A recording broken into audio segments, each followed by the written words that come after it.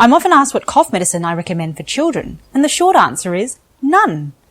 Over-the-counter cough medication shouldn't be given to children because they lack robust evidence of benefit and have been known to occasionally cause side effects such as racing heart, shallow breathing, drowsiness, insomnia, nausea, constipation and confusion.